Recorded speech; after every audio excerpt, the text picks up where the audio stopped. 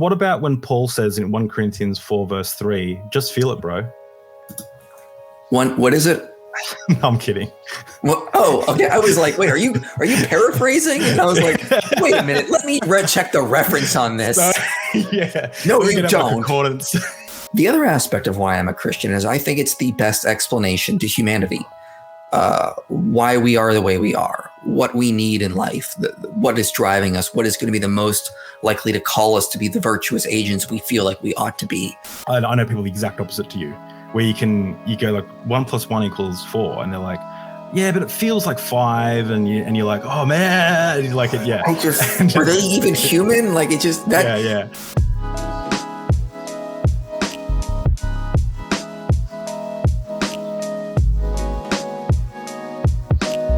So welcome everyone to the Deep Drinks podcast. My name is Dave, and I have with me Michael Jones. Michael Jones is the founder and director of Inspiring Philosophy, a non-profit Christian organization with the goal of spreading and defending the gospel of Jesus. Inspiring Philosophy's videos take complex and sometimes niche theories on theology and explain them through a simple and modern lens. That last little bit was my explanation. Do you agree, Michael, that you sometimes do that, or? Yeah, I think that's fair. Yeah, I think like I've watched most of your videos, and I'm like, man, this guy just like you don't avoid the big problems. You go straight for them, and you go, okay, how can we explain this using with the Bible? And I love that. I think it's really good. It's a lot more honest than the Kent Hovind types. Well, I mean, anything's more honest than young Earth creationism, as far as I'm concerned. So you're not a young Earth creationist, I take it? No, I'm a theistic evolutionist. Okay. Okay, cool. Sorry, just the video cut out for a second there. Cool. Oh. And we're also drinking one of your favorite drinks today on the Deep Drinks podcast. What's that? It's Scotch. We both got a bottle of Lagavulin 16, which is one of my favorite whiskeys. And so I'll put myself a little dram. It's the whiskey of Ron Swanson, so you can't go wrong with that. Exactly. Yeah, it's good stuff. It's from Islay, right? In Scotland. It's from Islay. Yeah. I'm told it's Islay, but I've been pronouncing it Isla, and I've been told that's wrong. So apparently it's Islay. So my bad, but I mean, pronunciation is not my thing. I sometimes call it Islay. Just to piss everyone off. So before we start, so in this interview, we're going to go through a bit of Michael's journey, why he believes in God, and then we're going to have a bit of a Q&A where your questions will be answered at the end. But first, I want to read a quote from a very wise man. And the quote is, "You should always go away from a conversation feeling like you've learned something and that you've gotten some new things to talk about. I hope atheists do that with me, and I would like to do that in return." Is that... That's you. Okay. I was like, that's you. That's not, wait a minute. I said that. I was here listening going, that sounds good. Hold on a second. Yeah. No, I was listening to your Q&A in preparation for this, and I was like, wow, that's really good. And that's how I like to approach conversations as well. So I hope we can have a great conversation. Oh, yeah. So Michael, I'd love to learn, your videos are heavily on the logical side of things and philosophical side of things in Christianity. Your apologetics, you take evolution and you get it to actually, you show ways it can fit within the Bible's framework and things like that. But I'd love to know how it all started. Like how you became a Christian. Did you grow up a Christian, or did you have like a Pentecostal spiritual moment, or... No, I can't say I ever had a Pentecostal spiritual moment. I've been to a Pentecostal church, and I was like, well, that's never happened to me, and I'm not sure if I want it to, so bye. That was a short experience. I was raised in a Christian home, like most Americans were. I went to a very fundamentalist church growing up. When I was going there, I was going through the process of it becoming a mega church. So that was an interesting experience, but it was very much a young Earth creationist church, very fundamentalist, very much rapture's coming. Everyone get ready. It's probably going to happen in our lifetime. And the Earth is only 6,000 years old. And I also went to public school, and I was learning contradictory things. So I remember as a kid having books on dinosaurs, and some books having humans riding dinosaurs, and some books having humans talk, or dinosaurs lived millions of years and humans have never seen a dinosaur. And I was like, wait a minute, what? So I was aware at a young age there was a conflict kind of happening here. And I think around 7th grade, I remember having like a cousin that was very much into evolution and very much had a lot of friends that were atheists in school. And I just slowly started to become a little more agnostic. I got bullied at church. Like I got a concussion one time at church for being thrown down the stairs. So I didn't have a good experience of church, but I had a lot of really fun and nice friends that were atheists at my school. So you could kind of see the direction I was being pulled in. Yeah. And I remember like being in church, questioning evolution, and one of like the youth one of the youth helpers, like a parent, overhearing the conversation. And the next week he's like, I heard what you were saying, and I just wanted to bring you this book. And it was like Ken Ham's book, Evolution, the Lie. And I was like, thanks. So yeah. So then how did I become a Christian for real? It was a long process. It didn't happen overnight. For one thing, I started trying to study the evidence against Christianity. And I think maybe it was just fate or just a stroke of luck, but I came across like the early days of the web, and a lot of the websites I was coming on was claiming things like Jesus never existed and he was a copy of Horus or of Zeus. Now, the only problem was I was very big into ancient Greco-Roman mythology, Norse mythology. I knew a lot about Egyptian mythology, and I was in high school able to say, this is wrong. Like Horus wasn't resurrected or dead for 3. This is just stupid. So at the time, Bill Maher's documentary, even like he's got that, and you're like, this is wrong. Like, sorry. Oh yeah, but I was seeing it even before Zeitgeist came out. I just was finding these old Comic Sans. Yeah. I was finding these old Comic Sans websites on AOL, like that kind of stuff. And like, so I thought in my youth, I was like, well, this is really bad. Let me try to take a look at the evidence for Christianity. I did have some pretty good parents. I did have some other peers that were kind of saying, hey, check out this guy. Of course, read C.S. Lewis. So I devoured C.S. Lewis. And I think that is when I became back to Christianity. The only problem is just after that, I was in the military and someone invited me over to watch a debate between Michael Shermer and Ken Hovind. And then because of that debate, I went through a short young earth creationist streak, but then I eventually got out of that. So I've been all over the place, I guess you could say. So that's really interesting to me because my background is like I grew up a Christian, and my background though is I had a really intense experience at a Pentecostal youth ministry where, like people at school called me Captain Christian because of how much I flipped. I went from being the depressed kid to being like, running Bible studies and on my lunch break and like just giving Bibles out to people and preaching. And I was just obsessed and became so committed. And it was because I had an intense spiritual experience. So your perspective of Christianity is so foreign to me because I like a lot of my church would see as like, well, how do you got to have that experience to become a Christian. And I found it really interesting that you don't have that perspective at all. You were kind of arrived there through a lot of reading, steps. a lot of debating, a lot of nights just debating myself, sort of maybe like Martin Luther style almost. Not to that extreme, though. I don't think I was talking with the devil or anything, but it was like. Did you ever nail anything into a church? No. Okay. I thought about it sometimes, but no. It was a long experience for me, and I never had that kind of spiritual experience, and I worry about those sometimes too because of one verse in the Bible, Jeremiah 17:9. For the heart is wicked and deceitful above all else, who can understand it?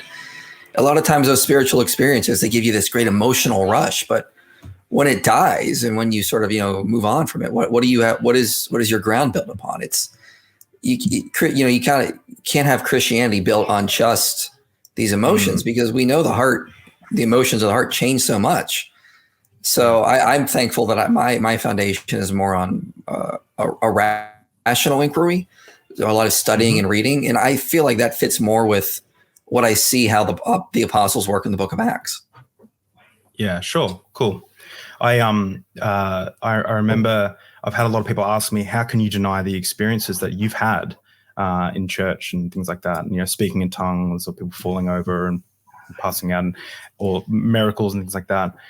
And my go-to is always I can't explain those things, but I just don't attach a truth claim. I don't attach truth to those things anymore. I don't say these things happen, therefore all these things in the denomination is true. And I agree with you. Like, I agree with you. That's just, I mean, Mormons tell me the same thing. Like I remember I lived close to a park called Reed Park, and Mormon missionaries were walking around talking to people, and they told me the same thing. Like, if you just pray, you'll have an experience of Jesus and God, and know Mormonism is true. And I'm like, look, man, you want to show me Mormonism is true? It's simple. Show me the evidence of horses and metal weapons in the New Age before Europeans showed up. Like, give me something like that. People disagree, but I've gone through a lot of the evidence for the New Testament and whatnot. I'm like, I can argue for it. You can't do that with Yeah. If they did show up, right? Like, let's say they uncovered. Are you saying like horses and metal armor in America before? Is that what you said? That's what the Book of Mormon claims. If that did show up, if that just like they unearthed it, would you be like, oh, I'm a Mormon now? Like what? Would that convince you of Mormonism? No, but it would be a step in the right direction. It's like apologetics doesn't win people to Christ, but it clears the grass so you can see clearly. And when it comes to Mormonism, those weeds are so high up, I can't even look past it to give it a fair hearing at this point, because that's part of their case, and they can't get over, and they can't present that kind of stuff. There's so many problems with how America is portrayed in the Book of Mormon that it's just at the point where it's like, I can't even take it seriously. Like, show me the golden plates, please, and then I'll consider this. Yeah, but they're such nice people. So, well, they dress really nicely as well. Yes, they have the magic underwear and everything. But I mean, that's not truth. That's just, you can be a very nice, like, Moloch worshiper. I mean, that doesn't mean it's true. Well, like you said, a lot of your atheist friends were the nice ones, and you were getting thrown down the stairs at church. So, I mean, it doesn't being nice doesn't mean anything. Yeah. Yeah, and so, I just to add, I wanted to. Yeah. It was a struggle for me for years, and I was like, I don't want to be on the side of these bullies, but if this is where the evidence is taking me, I need to try to be fair and open to that. So would you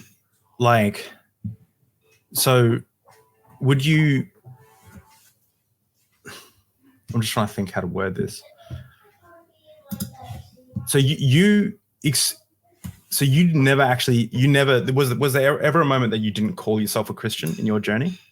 Of course, yeah. I would say part of middle school, early parts of high school, definitely that kind of time. I mean, I wasn't vocal about it because I'm an introvert and I didn't want the attention, and I knew that was going to happen. I talked to people at church about it, like people I would like, if I had a one-on-one conversation, I'd bring up going, do we really know the earth is that young? And like, how come we don't see miracles around us today? And like, that kind of stuff. And why isn't Jesus returned yet? Like, but I mean, I didn't want to I wasn't gonna get on a soapbox and like tell the world, especially because I knew what would happen if I did that. And like, it would have been like a shock and awe, and people would have been like, oh, it's the end of the world for this kid. I was more private. And so I understand, to some degree what it's like when an atheist comes out to their family and says they're an atheist, because I didn't want to do that. No, I wouldn't say I was ever an atheist. I just was agnostic. I always thought there might be some creator. I just wasn't sure about Christianity for a short time. Yeah. It's interesting how that word atheist is like so demonized. What's your perspective on atheists?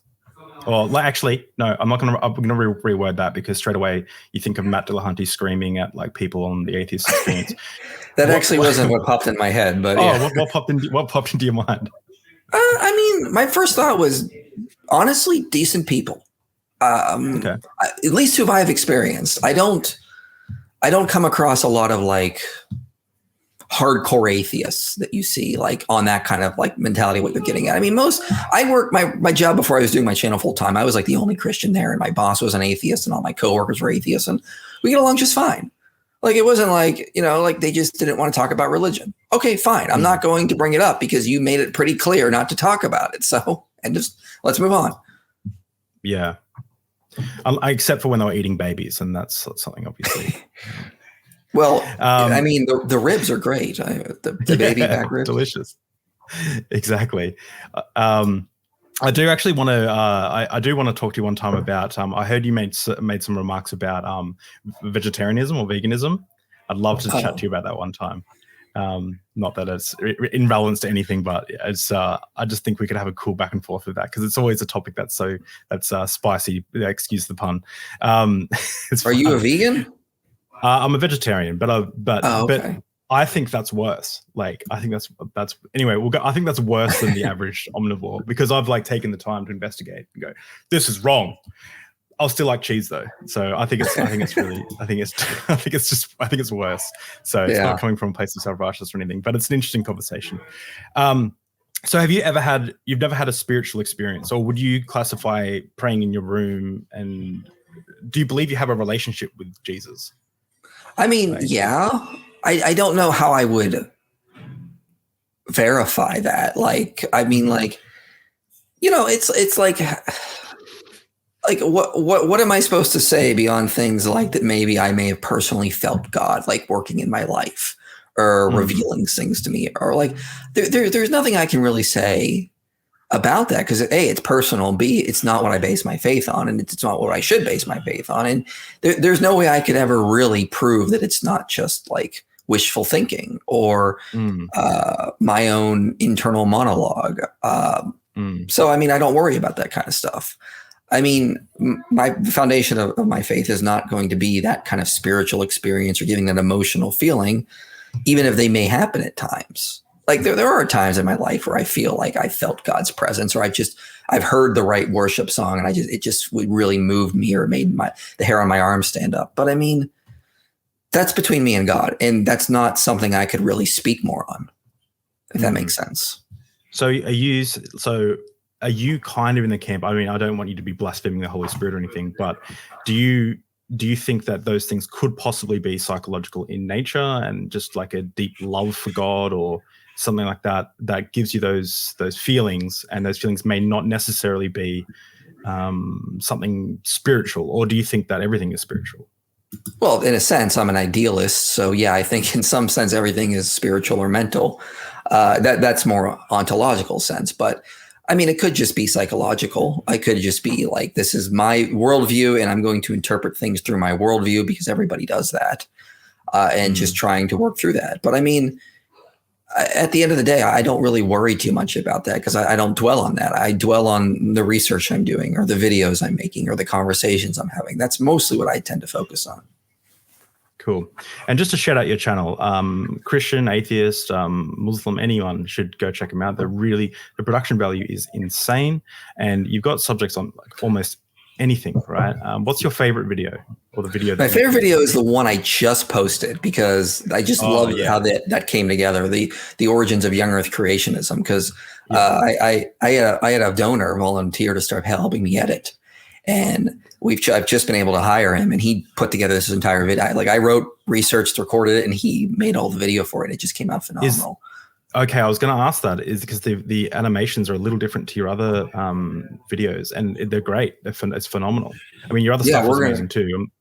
We're going to try to do more videos like this, but it's very time consuming, so not every video can be like that.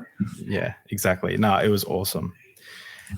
So I've had people talk to me and say that they ask me, why don't you just pray and ask God for the answers? Or they ask me, it seems like your perspective on God is quite logical, and you're never going to find an answer in logic, is what they'll say to me. I've had people stop me at my wife's Christmas party and show me evidence of people getting out of wheelchairs on their phones, in Kenya or somewhere, and says, how can you deny this? And, we went to a discussion. And at the end, they said, you're never going to find answers logically. You have to find them spiritually, or you have to get answers from God. What's your perspective on the perspective of, let's say we didn't have logic and reason, or you couldn't use that to justify your faith? What's your perspective on hearing from God, or being led by God? I mean, I don't even know how to answer that because I don't agree with that mentality. I mean, if we don't have logic and reason, you don't have answers. That's how you get to answers. It's not from emotions or wishful thinking or searching your heart, which is deceitful and lying to you all the time. So when people tell you that, I'm just like, I would, if I would, my first thought was I would want to tell them to shut the hell up, because what are you talking about? You don't get answers through reason. That's literally what reasoning is meant to do, to get you to answers. Like, why would you even... Just to push back on that, a lot of people in my denomination, my Pentecostal denomination I used to go to, I used to be a youth pastor and actually, would say that people have like spiritual blinders on, or they have the spirit of Jezebel sitting on their shoulders, or they would have, remember when Paul was blind for 3 days? They would consider that like a spiritual thing. And they would say that, people have the spiritual blinders on and you cannot get through to them. They need a spiritual breakthrough to break that perspective. I just recently was reading a book by Joshua May on moral reasoning, and he was replying to a lot of people like Jonathan Haidt, who argue that all of our moral reasoning comes from emotions. And he's arguing, well, yeah, emotions play a role in our moral reasoning, but so does logic and reasoning. And it's a mix of those things. And I don't see how you could get through to people like with that, if there's even a chance, without reasoning with them. I mean, this is what Isaiah does in the opening chapters of the book of Isaiah. Come, let us reason together. Jesus in Matthew 6 is like, look, if you're worried if your father cares for you, don't just believe in your heart and have a magical experience and wait for the Holy Spirit to reveal to you. He says, consider the lilies of the field. Consider the birds of the air. Now reason with me. God is going to take care of them when he take care of you. Acts 17, the barons were more righteous because they searched the scriptures to verify Paul was right. Paul in his letters is trying to get people to reason over and over again. Hey, Corinthians, you said this. Think about this, though. Have you thought about this? Reason with me here on this. I mean, you got to reason with people, and that's through the Bible. Sure, there is an aspect where maybe some people are so set in their ways. And this is human nature. It happens on all sides. People are so set in their ways that nothing is ever going to convince them. I mean, take people like Aaron Ra and Ken Hovind. I mean, they're two peas in a pod. You're never going to convince them they're wrong on anything.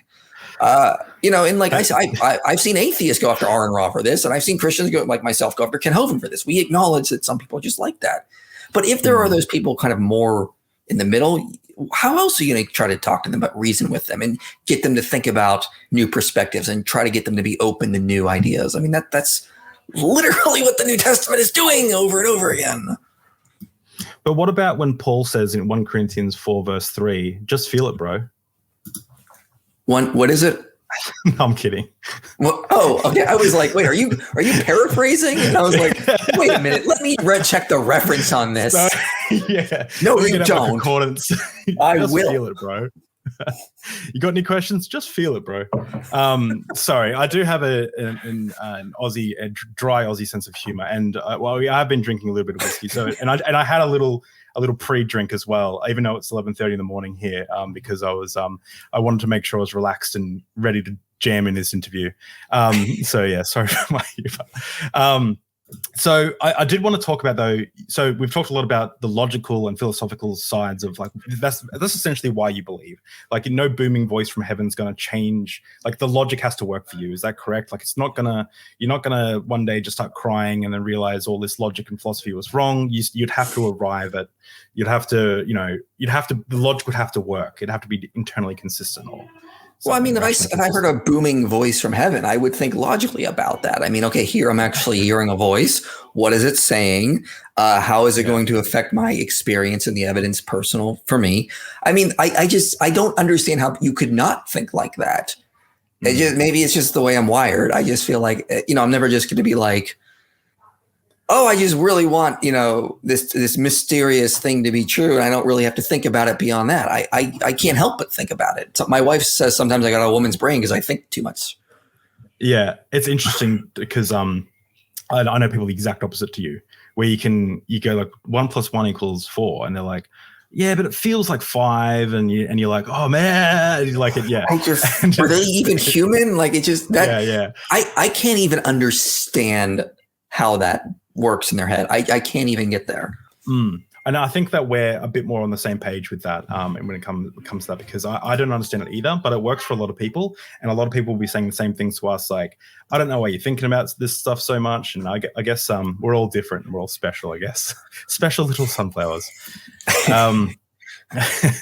So the next section before we get into the Q&A is I'd like to actually go through your why you believe in God, like what evidence that you do have. And when we spoke over Twitter, messaging back and forth, you said there were two things. You said there was a logical side of things that get you to a creator. So they get you to like there is a creator of the universe or there is a God.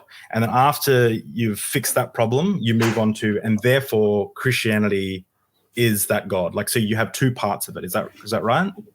Yeah, I mean, they're intertwined because I don't think reasoning happens without emotion or reason. We're always, as humans, weighing and using both aspects. But I mean, the way I sort of get there is a cumulative case. I mean, for one, I start with what evidence do we have for God's existence? Well, I mean, you don't really. It's about comparing worldviews. It's about comparing naturalism to theism, which is going to explain far more with less. So which worldview as a whole is going to have more explanatory scope, explanatory power, more plausibility is going to be the least ad hoc.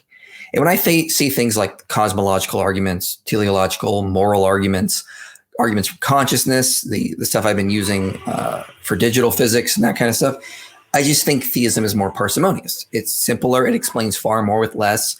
It doesn't have all these open-ended questions. It doesn't have different explanations for different aspects. It can explain it all with one simple thing, namely that there is a personal force behind the universe. So, I mean, even if you could deconvert me from Christianity, I would still be a theist. Like, I just feel like there's a lot of good evidence in that direction.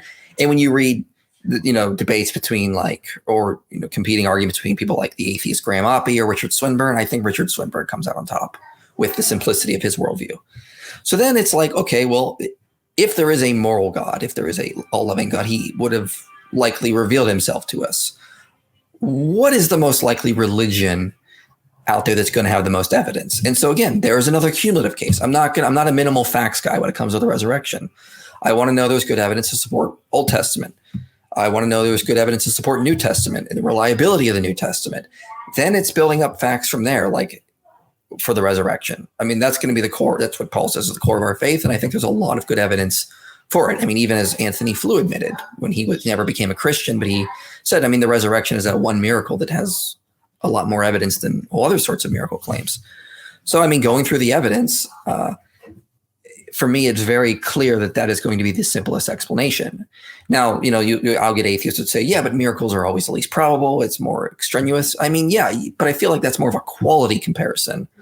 I'm interested in quantity of assumptions, quantity of explanations. And I think when it comes to the quantity, the resurrection explanation is going to be the simplest in terms of that. So again, it's applying that same standards: explanatory scope, power, least ad hoc, plausibility, illumination.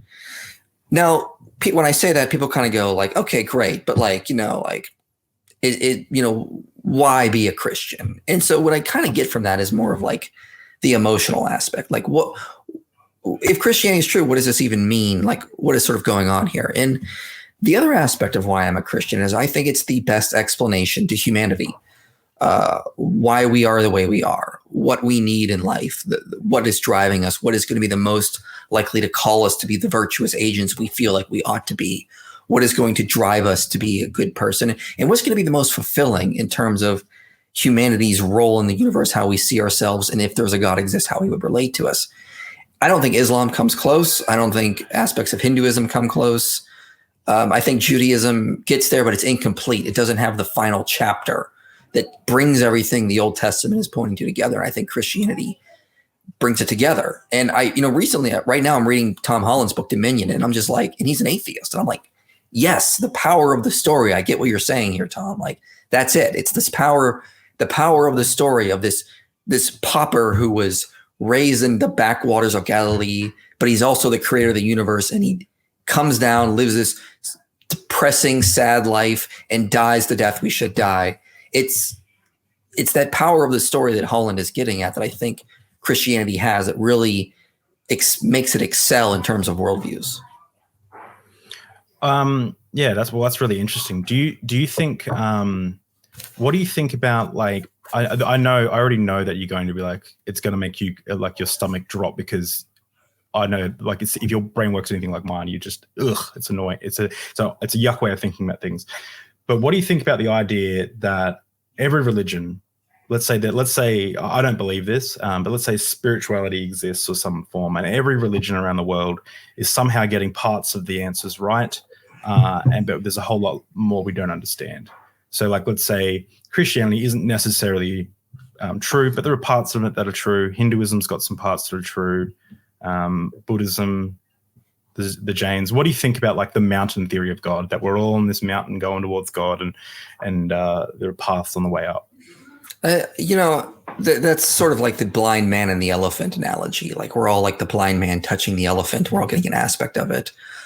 The problem with that analogy is as Leslie Newbegin pointed out, is that it's not written from the perspective of one of the blind men touching the elephant or one of the people climbing the mountains. It's written from the perspective of somebody who sees the whole picture and can tell us that. So it's criticizing the very thing it is also claiming to have, which is the truth. It can see that all the religions are just these different aspects of things, and really they're all just going in the same direction. I mean, it's setting up a standard. It's assuming that there's a full elephant. It is. It's presenting a standard it doesn't even hold itself to. Could you still use that analogy to say, though, like, we're all touching something, we don't know what it is, but we're all describing it differently, and it's probably something that we don't understand? I mean, that's entirely possible. I understand where that's coming from. And of course, it's hard to deny that you could find good things you like in the Quran. You can find good things you like in Buddhism. So of course you can say, yeah, there's some truth there and whatnot. I mean, no, it's hard to look at something and go, yes, that's entirely wrong. Everything in the teachings of Buddha, I hate. No, you're not being honest. But I mean, like, if that's the case, it just leads me back to where I am at step 2, I guess you could say. Like, well, I mean, yeah, you could. Is there one religion though that really has captured it, that really has something that's different? And when it comes to Christianity, you have the incarnation of Christ and the death and resurrection of the God incarnate, the God who leaves his throne and becomes a baby suckling for milk like the rest of us, living the life that we all should have lived and dying the death we all should have died. It's very interesting. You have all these religions of these treaties that come down from heaven, and only in Christianity you have God who comes down and says, I'm going to show you how to live, and I'm going to give you something more that will really inspire you to be the good person you ought to be. It's that power of the story. What's interesting about the Bible, and I'm building on Holland here, of course, is that there's a lot of stories in the Bible of the downtrodden, the slaves triumphing. I mean, that's the Exodus story. This is, of course, Elijah triumphing over the prophets of Baal. And then, of course, you have Jesus, who is dying the criminal's death and then rising from the dead to conquer death for the rest of us. It's that idea that God comes into the world and takes the experience of the downtrodden, the least of us, and says, this is who is going to rise up. That is something that it's hard to see how that cannot inspire people to want to go out and do the good. The Greeks had their stories of like Hercules, this big, powerful hero slaying it. And most people are going to be like, I can never be like that, but I can be like Jesus. I can follow in his footsteps and go out and do the good he did. I don't have to be this almighty Caesar with armies behind my back. And that in itself motivates people to do good in ways that, as Tom Holland notes throughout history, just other faiths than other ideologies cannot do. I actually agree. When I read the Bible, I still get inspired, and I still feel this like deep feeling deep in my stomach of like this, this powerful thing. I actually get the same thing when I read. Have you ever read the Bhagavad Gita? A while ago, yeah. Yeah. There's a translation I really like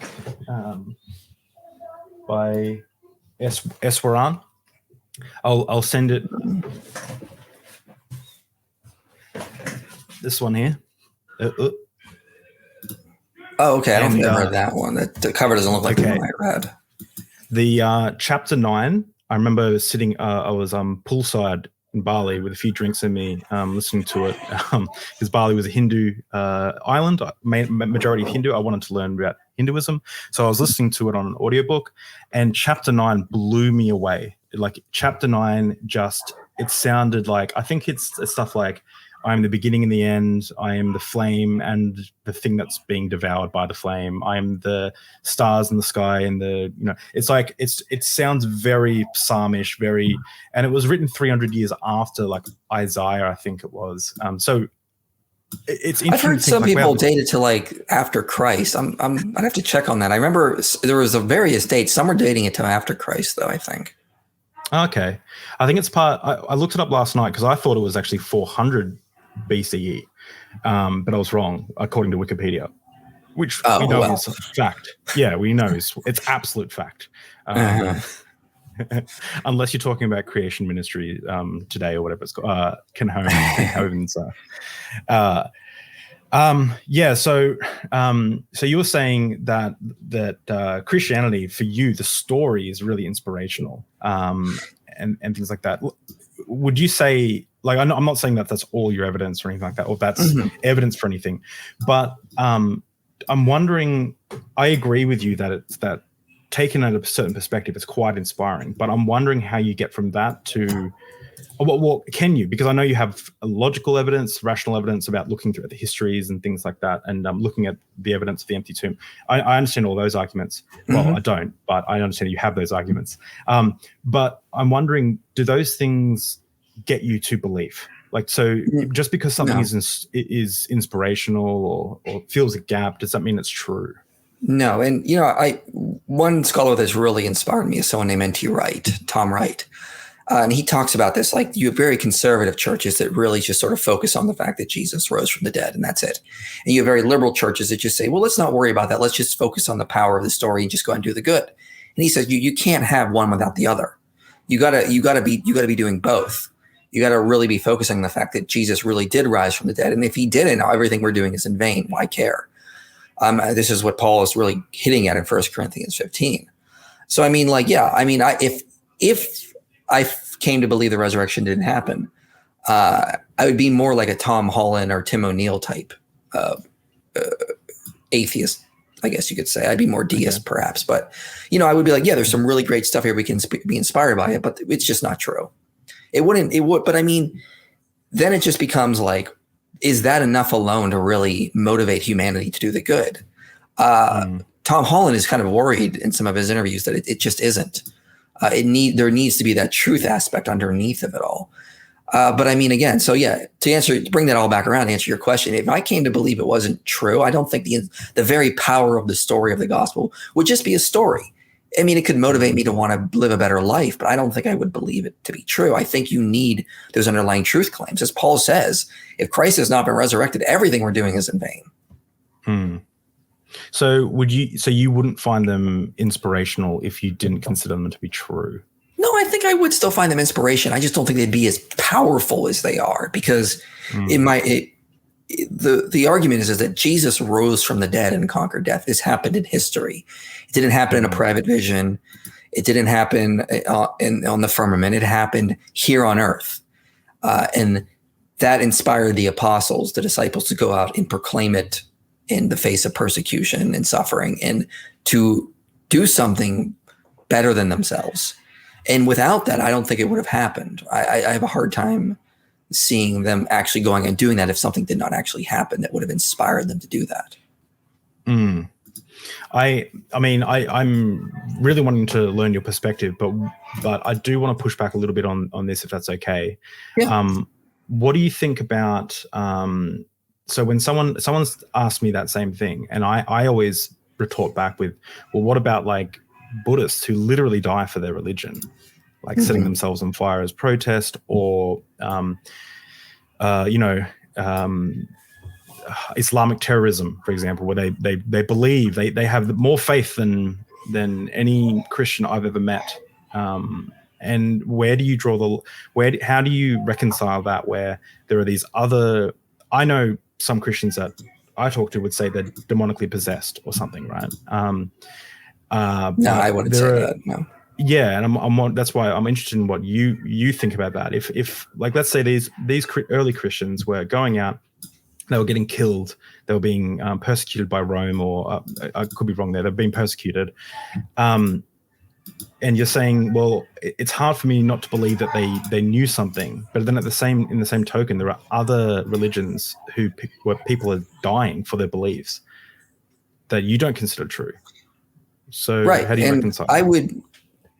So I understand that definitely many early Christians died, and many people that are not Christians die for their faith. But that's not what I was talking about. I'm talking about people who witnessed Jesus rise from the dead, the disciples, the 12. They saw him. And even from reading atheist scholars like Gerd Ludemann,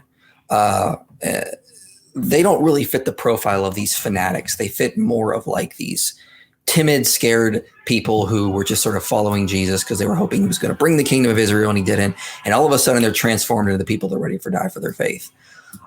My issue with this, and this is what a lot of other Christians like Michael Coma or Habermas have pointed out, is that they would have known if this was true or not.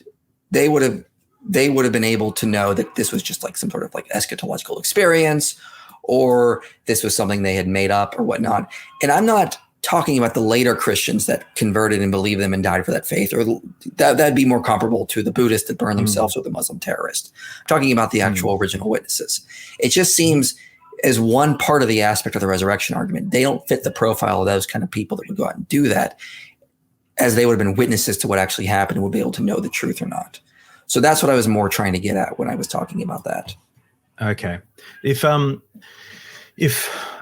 just pulling this out of nothing, right? So this isn't like a theory or anything, but let's say Jesus was an apocalyptic Jewish teacher, taught some wild theories that ended up being really cool. Some of them being really, really interesting.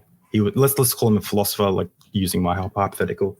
Really interesting concepts. He was put to death. People believed he was dead, but he wasn't dead. They stuck him in a tomb. He was maybe in a coma. He recovered miraculously or somehow in 3 days and came back to and come out of the tomb. People saw him. They didn't have our current understanding of medical science and things like that. They didn't understand he was in a coma, or he looked dead, but he wasn't dead. And then they were like, wow, he's risen from the dead. And then they built the stories. They continued the ministry, the stories around him based on that. Yeah. So I get where you're coming from. Crap theory. I've just pulled it out of nothing. This isn't like, I haven't got like a syllogism typed out or anything, but I'm just saying, like, let's say, could that be possible? I don't think so, based on the surrounding evidence. So, like, you're right, they didn't have the medical experience, but for some reason they were able to get the right medical aspect of what happens when someone dies at crucifixion. Like John talking about the spear going in the side and water coming out.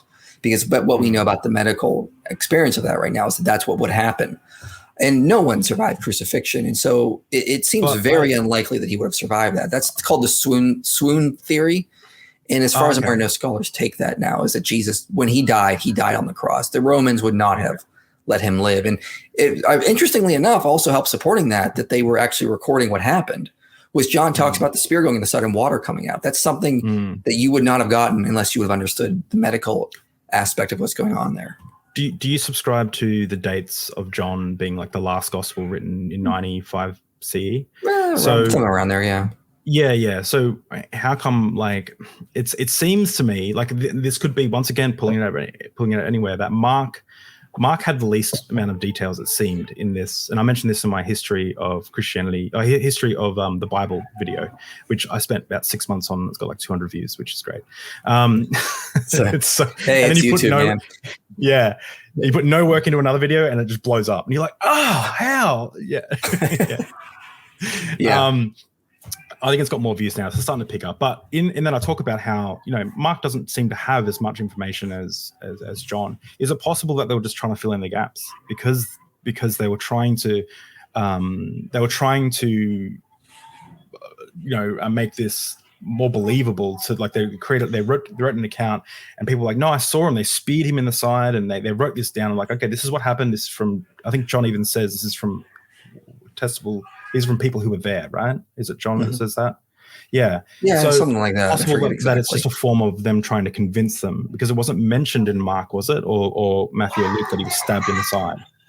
Well, this seems like kind of like a false dichotomy. I mean, like if something really happened and you were trying to convince them, like you would add more details as you go along. Like, let's say like you were in a car accident and then the guy got out of the car because he was drunk and he beat you up, and then he drove off. So it was a hit and run, and you tell the cops, and then the cops come back to you and you're like, we're not really sure about your story. And you're like, no, I have more details. Like, he was wearing a red shirt. He had a scar on his forehead. Like, he was a little bit gray hair. Like, just because people are adding more details over time doesn't mean they're making it up. They could be trying to say, like, well, let's give you some more to really show that this story actually happened. Then it becomes a question of internal evidence. Is what they're showing aligning with what we would expect the internal evidence to show? Like, are we getting aspects of that would align with oral traditions? Are they writing in a way that would fit with that culture? I'm doing a video at the end of this month where I'm going to talk about one thing they got right that would have been very weird if they wouldn't have. Like, at one point, Jesus is talking about the Shamite tradition of washing cups. But after 70 AD or CE, that tradition went out because halalites came into Galilee, and then that sort of Shamite tradition sort of faded away and died out. So they would have had to have gotten that tradition from before 70 AD. And so, like, little details like that, I mean, that's like one of like 100 I could give, but little of those sort of start to add up, and you start to go like, well, are they making things up to fill in the details, or are they adding in details because they really think this is true and they really want people to believe, so they're just trying to give more? Okay.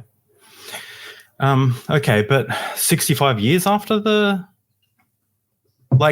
if I got beaten up and like, I'm only pushing back because it's interesting. I'm not trying to say you're an idiot, Michael. I mean, you're a philosophy major, and like, I'm at awe, right? I'm like I'm amazed that you're like, I wish I could study philosophy at university. There's none in Australia that I like. But let's say I was beaten up. I was taken out of my car and stuff, and then someone asked me to recount this information even a year later, 2 years, 3 years, 5 years later, and they said, "Did the person kick your tire when they come past?" Well. They may have, or let's say, or I'm really trying to convince them that the beating was bad. How many times did they hit you? Well, I guess they hit me 5 times. Or did they have something in their hand? They could have. Yeah, they could have had a knife. I don't know. And like, ask me 5 years after 10, 20, 30, 65 years is when John was dated. 65 years after the accounts of when it's starting to, I think that's correct, right? Right. Yeah. And something about that, Yeah, yes, yeah, like, give or take 50 years, but give or take a lot. I'm saying a lot of jokes that I'm realizing are Aussie humor that you're not picking up. Yeah. On. So that's a long time. Is it possible that? Yeah. Just to push back on that. Well, just there's two types of people in this world when it comes to jokes. There are Americans, and then there are people who are wrong. So that's good. So just remember that. So I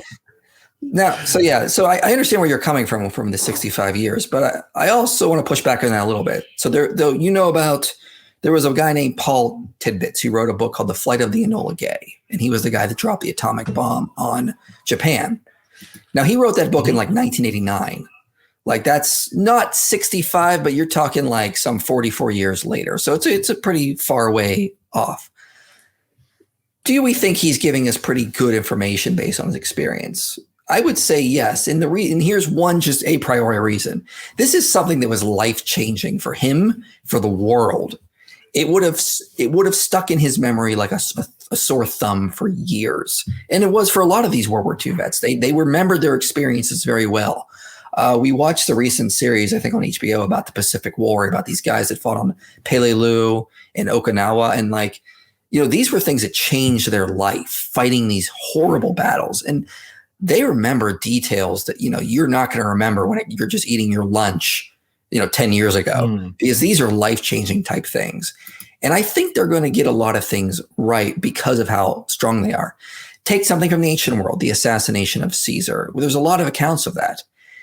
Now, in those accounts, if you're going to read like Suetonius versus some of the other authors, like Plutarch, for example, you'll find differences in them on reporting that. Now, they weren't even eyewitnesses, and they're reporting differences. But I think we can agree Caesar was assassinated, and that was a life-changing event for the eyewitnesses that told the stories and went on. And even though you could get some things wrong, like, who stabbed him first, or did Caesar say this or say that, we can still agree that something happened. And the core of the events are right. So I think that's the same thing when it comes to Jesus' resurrection. You could say that maybe you don't remember how many times he would, when you're the example you're giving, you don't remember how many times he punched you, 3 or 4, but you know it happened, and you know something definitely happened there. And so I think even if there's like little details wrong, as it is with every experience, every recall back, they're still going to get the core of the events right. And it's very likely they're getting it from a real historical event, not something they're going to make up. And if they did, it would be far more fanciful, far different than what it is in terms of the biographical way it's being written. But in relation to my crap theory where he falls into a coma and comes out, I guess where I'm trying to go is, obviously I'm going to call you a philosopher. As a philosopher. You could just call me a philosophizer. A philosophizer, okay. You would, you would know David Hume and his perspective of, what is more likely, that someone rose from the dead or that people were mistaken. What are your thoughts on that approach? Like I'm just giving some crap perspective. I could easily just have said Jesus had a twin brother that no one knew about, or something just as stupid. But what's more? I would agree with the book Hume's Abject Failure that's just sort of begging the question in a lot of ways. It was written by John Ehrman, who's an atheist. But I would agree that the resurrection in this case, given the circumstantial evidence, given the background knowledge, it is far more likely that Jesus rose from the dead than someone just lied. Because one, it's less ad hoc, there's less assumptions, there's more plausibility I can draw on there. And so now again, on the surface, I would be like, given what we've only talked about here today, it's more likely that someone just made a mistake or lied. But when you go into a lot of the evidence, you go into the detail after detail. Okay, then what about this aspect? What about the background knowledge? The lack of, the whole N.T. Wright's 800-page book called The Resurrection of the Son of God, where he goes into the background knowledge and whatnot about the lack of Jewish dying and rising messiahs. It just, eventually I just get to the point, like, given all this evidence, the resurrection explanation is just simpler. And I'm not going to do that from just the things we talked about here. I'm talking like, this data point, this data point, this data point. And I'm not even going to build that unless I've already built a case for the reliability of the New Testament. So essentially to say all that, I'll say, I will bite the bullet on that kind of David Hume thing and say, I do think it's more likely Jesus rose from the dead than they lied, because given all the circumstantial evidence. And let me give an analogy. Like, let's say you and I were aliens and we just showed up on Earth and someone told us we've been to the moon once. Okay, and we would be like, well, you guys are really primitive technology here. I don't see a lot of spacecraft going to the moon. Are you sure someone just didn't record it in a studio somewhere? We see these studios everywhere. We see you guys making videotapes everywhere. How do you know it wasn't just made up? One time? You sound like some of my relatives. Given that surface level reading of the moon landing, you could say it seems far more likely that someone just made it up, because you could see these moon studio sets everywhere. But when we get into a lot of the evidence for the moon landing, the fact that the Russians could have debunked it, the fact that they put something on the moon that could be reflected by astronauts, the fact that other countries picked up the radio signals, the fact that, that technology at the time knows we couldn't fake it. You're going to go, okay, we did go to the moon. That's it. That's the same kind of analogy I'm getting it for the resurrection. On a surface level understanding, just looking at the background knowledge, you'd go, okay, I guess a studio sounds more likely. But when you get into all the circumstantial evidence, you go, no, it's not. Okay, so what you're saying is you want to both fly out to a boardroom somewhere, get a couple of bottles of scotch and live stream us, and we'll solve the problem. We'll go through all the evidence, we'll get pins, we'll get bits of strings out, and we'll just crack the case. I'll be there as like the playing devil's advocate, like going, oh, can you really pull that string to try there? And we'll just solve it for the world. I would be all for that. You got to give me a couple of days or a couple of weeks to prepare and get all my notes together. But I could stream. It might take that long, because that's a good thing, because you shouldn't have a worldview built on like A, B, and C. You should have a worldview built on A through Z, then A1 through Z2, then A3 through Z3, and you should have all of these things working together. And that's why I have a channel where I'm trying to go through it all. And it's my cumulative case is what I'm putting out on my channel.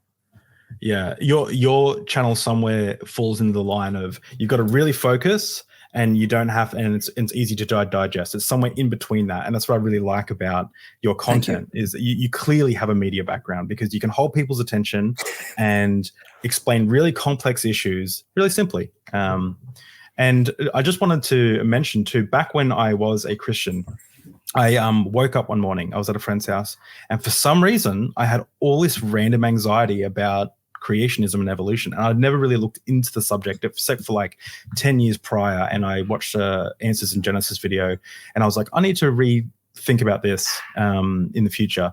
And I remember looking it up on the couch at their house, waiting for my friend to get up, and I came across your video. And it was the video where you mentioned 7 Days That Divided the World, the book by man. Yeah, and I was like this, and I felt my anxiety just leave. I was like, okay, there are ways to reconcile these worldviews. And I actually bought the book, and I never read it. And then years later, I was like, who was that guy? And I was looking around on YouTube for ages, and then the first thing I recognized was your voice. And I was like, you have a very distinct voice. And I found your video, and I was like, yes. And that's when I subscribed to your channel. When I, years later, when I've gone through all my study and stuff like that, or my process. Well, that's good. I hate my voice, but I'm glad it helped in some way. Oh, really? You got a distinct voice. Everybody hates their own voice, and like the way you sound in your head is always deeper than how you sound. So when I hear myself on video, I'm like, I wish I sounded like I sound in my head. Do you want me to like pitch down your voice for this interview? I'll crank it so you sound like a dragon. I want to sound like Barry White. Okay. Okay. Look, no promises, but I'll try and make it happen. All right, good. Well, we're running out a little bit of time here, but I thought we could move on to the question and answers, if that's okay. Yeah, sure. We have, unless there's something else you want to bring up. Nope. Cool. I have 11 questions, and some of these people wrote in some questions on Reddit. I didn't say who you were. I just said I'm interviewing a philosophy student who's a Christian who's really good with apologetics. Also on Twitter, and also some of my personal friends who I knew would get some enjoyment from this interview. And I'll reword some of their questions, so I hope they make sense. They'll pop up on the screen, and I'll read them out as well. So okay. The first one, what are your thoughts on the early Christian theology, i.e. Gnostics, Marcionites, Ebionites? Yeah, it depends. There wasn't one group of Gnostics. Gnostics is sort of like a category. We categorize a bunch of early groups, like Canaanites, for example. I think a lot of those, there's a good evidence they come in 2nd century AD, maybe like 1st century AD. And they sort of come out of trying, like Gnosticism really comes out of trying to like merge Christianity with like a lot of Greek thought. Doesn't really fit with what a Jewish rabbi of the 1st century would be saying. Marcionites definitely don't, since they're the Semites and they get rid of all of that. And then Ebionites, I feel like they're missing a lot of,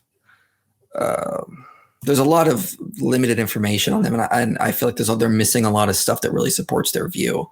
But again, these are what all various different sects, and it would take a while to go into all of them. But yeah, I have looked into a lot of them, and Gnosticism being the most in the various sects in there. And I just feel like there's a lot of data that just doesn't really support their views. Have you read Bart Ehrman's book, Lost Christianities? No, I've not. It's really interesting. I really enjoyed it. Cool. Next question. To what extent do you believe God can be posited through reason? The philosopher side of me is coming out going, I need you to define what you mean by posited and what do you mean by reason? Just to sort of get this as best I can. I feel like we can understand that there is a God exists, and that we can know many of the qualities and aspects of him. Just read Richard Swinburne, for example, and how he goes through this and the reasoning he applies to them and whatnot. I feel like there's a lot we can get to. I don't take like a Kantian view when it comes to that kind of stuff, that we're sort of divorced from the noumenal. I feel like we can have a good understanding of what's sort of going on there to a large extent. But of course, there's always going to be details and doubt in there that we can't fill in. Okay. Do you, I have to ask this just randomly. Do you struggle with doubt? Like, do you ever have moments where you wake up and you're like, oh man, what if everything I believe is wrong? Do you ever have moments like that? Oh, absolutely. I have those all the time. I've had that this week. This is why I don't encourage Christians to have their faith based on some emotional experience or something, because what I go back to is I go back to the resurrection argument. I go back to the arguments for God's existence, and I go back to the atheist responses that I've read. And I just feel like it's not the simplest explanation. I feel like there's a lot of problems with them. I've gone through this hundreds and hundreds of times. And what I always go back to being the foundation of my faith is the fact that I feel the evidence supports it. And I run through it. And, I have those moments of doubt where I'm like, I got to read Oppie or I've got to read Ehrman again and just try to make sure that they don't have a better explanation. And I'll go and I'll listen to some atheist channel and I'll be like, again, I can respond this way. And I don't think you're offering the simple, and you're setting up a double standard with the burial of Jesus here, where the evidence you use for that Jesus was left on the cross is not applied to the evidence to show Jesus was buried. Double standard. I'm not convinced again. So, that's the foundation of my faith. So yeah, I have doubts all the time. And I think those are healthy. I think humans need to accept that that's just the way we are. Well, actually, having doubts means that you're wrong about everything. Okay. No, I think everyone has doubts. I'd be concerned if people didn't have doubts. I think they call it delusion and you get locked up. I think they're lying if they say they don't. Exactly. That's a good point. So you use Occam's razor, I'd imagine. You subscribe to Occam's razor. I'm not a violent person. I don't carry knives. Good. Yeah. Maybe it's the whiskey. Maybe the whiskey's finally catching up to both of us and we can jam on the same stupid jokes. All right. Okay. Next question. How do you know Jesus is God? And when the Bible accounts for other people who were also resurrected or taken to heaven? Okay. So, I mean, I don't know if that actually lines up. Yeah. Well, I'll do the second part first. I mean, I don't think resurrections, the only resurrection that happens in the Bible is Jesus. There are resuscitations. People come back to life, like Lazarus comes back to life, but he's going to die again. He doesn't have the resurrected body. Resurrection is something specific in the New Testament. It's you come back to life in a glorified body that's now immortal and has new abilities. So it's a little different. How do I know Jesus is God? In a lot of ways, he claimed to be. And he said, I will prove this is who I am with my resurrection and will verify that I have this power. And so he is, again, it's very different than Lazarus coming back. He's coming back in a new glorified body in that sense. And again, the way Mark, for example, writes about Jesus, he's very much writing about Jesus as if he's Yahweh. So as he goes through, this story of Jesus, that story of Jesus, he's always writing in a way to parallel passages in the Old Testament, Yahweh. Like one of my favorites is when Mark talks about Jesus calming the sea. He's doing that in a way to really parallel the Psalms about Yahweh, who has got control over the waters and the sea, and he will set his foot on the sea and calm and whatnot. And so, I mean, very early in Mark, I think it's very clear that he's writing in a way to make Jesus as God. Oh, actually, that goes really well into our next question. Why do you think Judaism hasn't accepted Jesus as the messianic figure? There's a lot of Jews lately that have been coming to Christ, which I've been really happy about. I just did a podcast recently with two Messianic Jews on Christmas is Pagan on their channel. And so they were talking to me about how they're seeing a lot of that change now. So this is great for one stance. Why don't I think they've come? I mean, I don't like judging people groups. It's individuals. Yeah. And I agree with that. You could say there's a lot of reasons why this Japanese man hasn't accepted Christianity or this Chinese man hasn't accepted Christianity. I don't think it's people groups. Well, I think we need to look at individuals. Can I rephrase it for you then? Why do we still have Judaism? Wouldn't anyone who understands the scriptures, wouldn't they have that point to Jesus? Yeah, I don't agree with a lot of the Christian apologetics that the Old Testament always is pointing to Jesus. I mean, Paul in 1 Corinthians chapter 1 says, if the archons had known, they would not have crucified the Messiah. It's very strongly implying that the Old Testament is vague on purpose, so no one would know what was going to happen so they could happen according to God's plan. It was very much these things we're keeping some things on secret until you see it, and then we can get the real plan going here. So I don't take this idea that the Old Testament clearly is like, oh, obviously you can't get around it. So maybe that's just I disagree with other Christians on that, but that's from me reading Paul. And so I don't agree with that idea that you're going to necessarily get that. I think looking back, you can see God working and pointing to Christ in this way, but it's not going to be as specific as some Christians think it is. Okay. Why can we trust the gospel accounts? Because just believe it, bro. You just got to feel it, bro. It feels good, man. There's a lot of evidence, I would say. You got to look at internal, external evidence. Are they getting things right? Like Colin Hemmer, for example, goes through like the last chapters of Acts and notes that Luke gets so many little details right. It's hard for him to have been making this up. Craig Blomberg goes through the Gospel of John, mentions all these facts that are just someone could not have made up unless they were an actual eyewitness or they were actually writing actual history there. You can read Craig Keener's book, Christ's Biography, the idea that in that ancient world, you would not have written a biography about somebody that would have been fiction if you're writing within the lifetime of the eyewitnesses. That just didn't happen. If the Gospels did that, they were the exception to the rule. You had fictional accounts of people written. They were written long after that person died and after all of his eyewitnesses would have died. And he mentions a lot of good evidence that these are biographies, that they are trying to write history or whatnot. You can look at evidence of oral traditions that what they're writing the Gospels down, they're preserving oral traditions. They write in a way that is called a parallelismus bombarum. So it's writing in a way that sort of is almost like poetic in the way you speak, and that ancient rabbis would do that so people would memorize their things. Jesus talked in all sorts of certain ways so that memorization would happen. And that's what we see in the Gospels. Decided they're preserving the words of an oral rabbi. And so there's all these little details are adding up over time. I think there's plenty of good reason to say these are written about historical sources. Now, again, it's never one of those little things. It's got to be a cumulative case. And if it isn't, I don't see any way you would work. There's got to be a lot of evidence pointing it from different directions. I talk about some of that in my New Testament reliability series. And I think in a year or so, I'm going to start going back to that and start doing a much longer series on that. Cool. Are there historical sources outside of the New Testament about Jesus and the first Christians? I mean, there are some here and there. I mean, you have Josephus mentioning some things. You have Tacitus mentioning some things. You have Celsus, for example, mentioning some things that he confirms. He confirms that the only four Gospels are Matthew, Mark, Luke, and John. He confirms some things like, that the women discovered the tomb. Because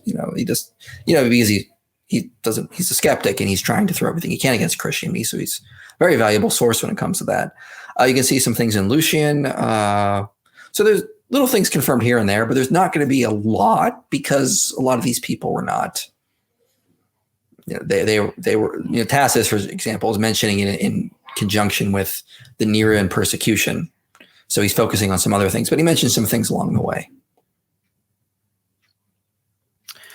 Hypothetically, if you're convinced that God commanded immorality in the Bible, would that give you cause to evaluate your faith or reevaluate your faith, it should say?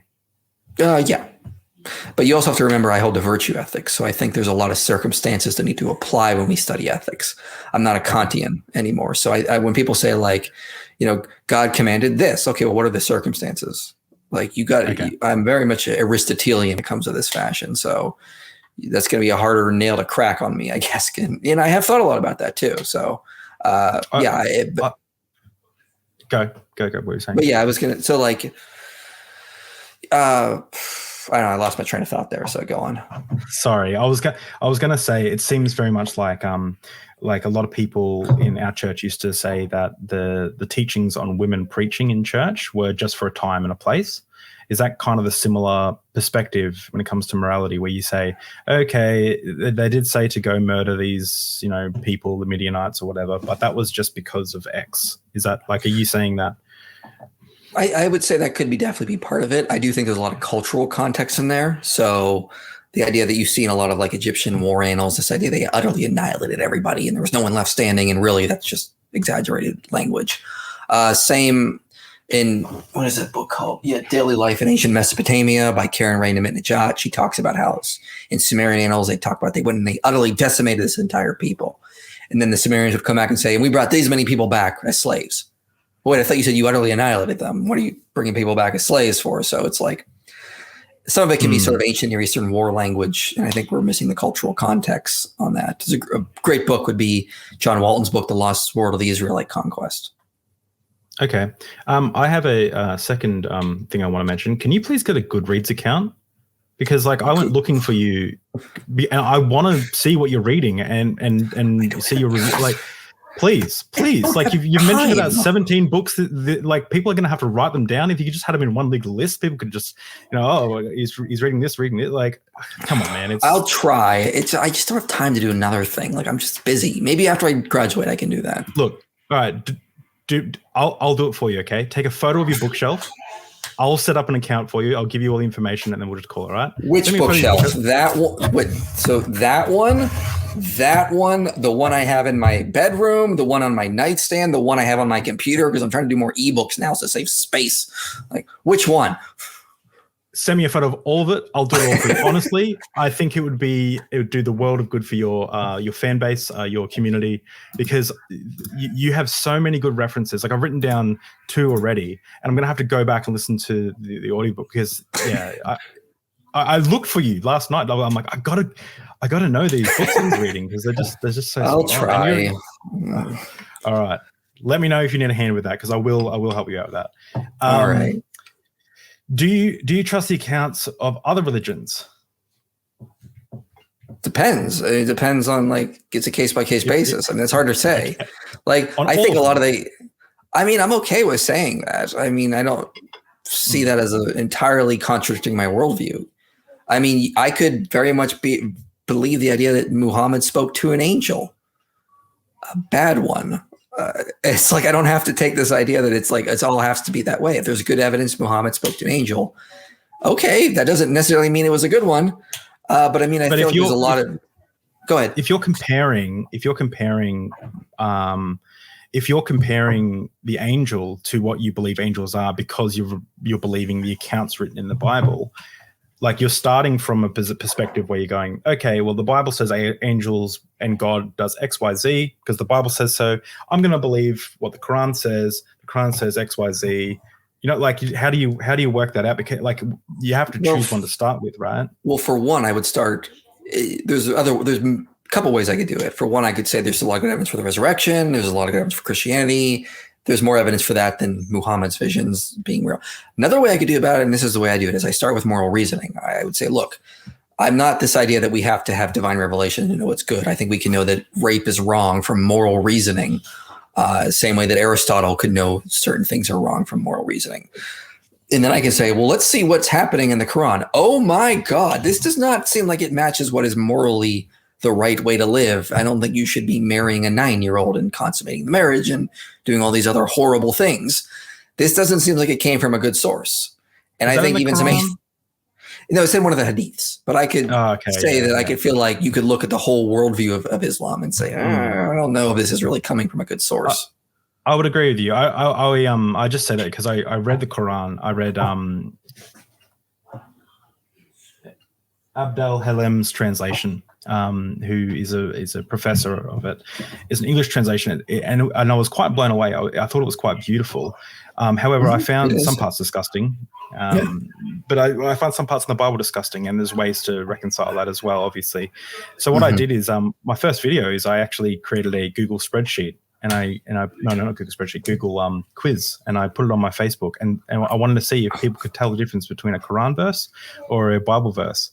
And I'd take out like the word Allah or Jesus or God, whatever, and I put in problematic verses and good, and I mixed it all mixed up and stuff. And it was really interesting to see that most people, unless they were like youth pastors or something, or if they were Quranic scholars or something, that I had a few people do that, they couldn't tell. And I found it really interesting because both of them would be saying that the others is the word of the devil or something, and the others is the inspired word of God. And they couldn't tell. A lot of people couldn't tell the difference. I mean, I would also push back because I'd be like, what's the context? Because I see atheists sometimes saying, well, Jesus said, I came to bring a sword, not peace. And I'm like, can we look at the context of that? Because I feel like you're taking that out. Yeah, exactly. I came to bring a gun, not a Sorry.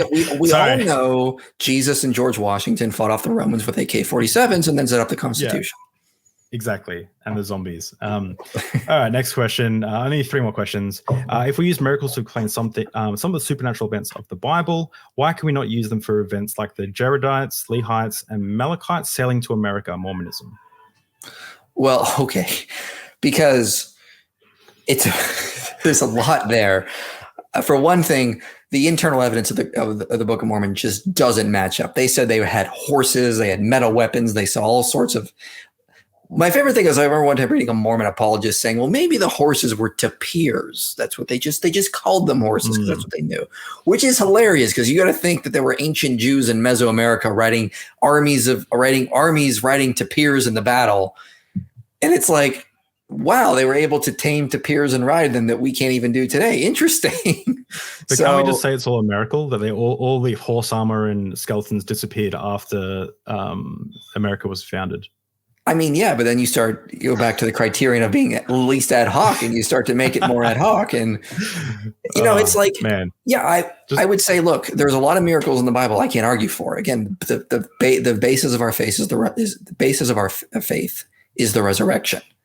And that's what Jesus said, that this is what I will use to show who I am, and that you can trust us, or trust me. Sorry. I was thinking Trinitarian there. Right. All right. Well, just feel it, bro. What are the best arguments for the existence of God? And then what are the best arguments against the existence of God, in your opinion?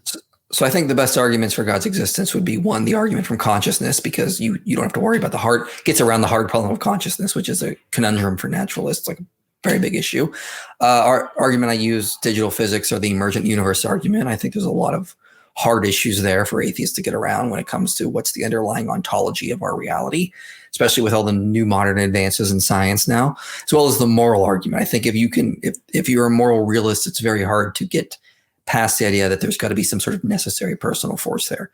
Best arguments against God's existence, of course, go back to the problem of evil, the problem of suffering. I think the problem of suffering and natural evil is going to be the hardest one. I don't think divine hiddenness is a good argument, because I feel like it's just the argument from religious experience in reverse. It's like, someone from religious experience comes up and they go, I've experienced Jesus and therefore he's real. And the divine hiddenness argument is I've not, therefore he's not real. And you can say, but people have formulated that in a strong way. But people have actually formulated arguments from religious experience as well. I just feel like they're two sides of the same coin. So I think the best arguments against God's existence would be evil and suffering, of course.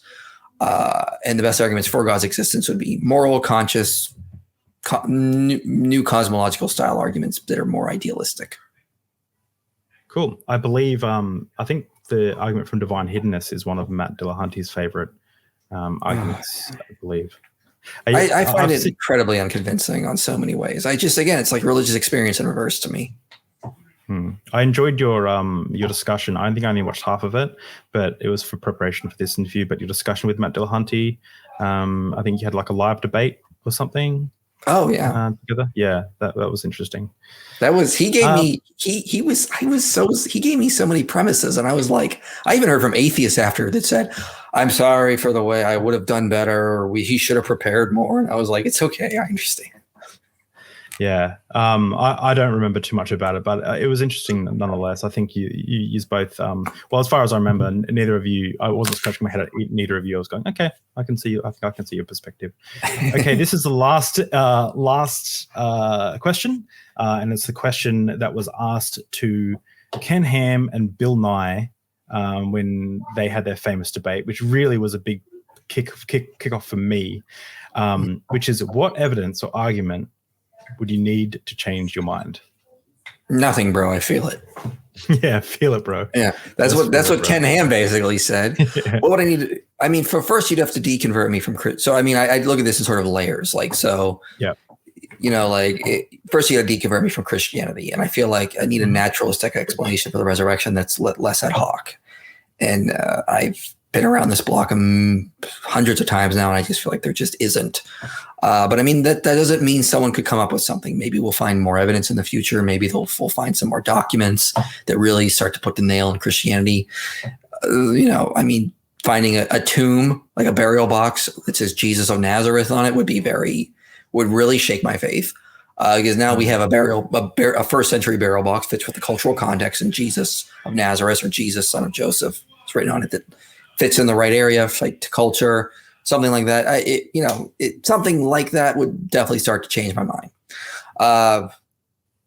Get me away from God's existence. I don't know, a very cogent Graham Oppy style argument for naturalism. But even then, I'd probably still be more like a Tom Holland or a Tim O'Neill type atheist. Like, Christianity is not true, but it's done a lot of good for the world. So I don't think I'd ever be like an anti-theist, just because the historical facts are so strong in at least that area. But change my mind, it'd be that kind of stuff. Those kind of layers, sort of breaking things down and whatnot. And that is why I like you, Michael, because you actually have a reasonable answer to that. And a lot of people, like Ken Ham and stuff, will say, well, no, well, actually, that's Ken Hovind's voice. No one's going to change my mind. The Bible is the word of God. So, yes. So I really like that about you, Michael. And I hope that a lot of people go to your channel and find it interesting, whether they're, despite their religious views or not. And I really think for this interview, it's been awesome, and thank you for coming on, and hopefully we can do something like this again in the future, and I can maybe press a bit harder on some of the questions, or maybe I'll pick one from this interview and we can deep dive, or maybe you have some questions for me. Either way, I'm happy to do this again. Thank you for coming on, everyone, and make sure you check out Michael's channel. Links in the description as always, and yeah, cheers. I already drank all mine, so it's I've polished the bottle. It was like it's 1 o'clock here in Australia, and like this is my last day of holidays, or tomorrow's my last day of holidays. So I think I'm going to go out. I'm going to keep drinking. I'm going to play Mario Kart with my wife, and I'm gonna ponder the questions that we've had. How about the next live stream we play Mario Kart, and if I win, you have to become a Christian again, and if I lose, then I will just say, well, good game. Yeah.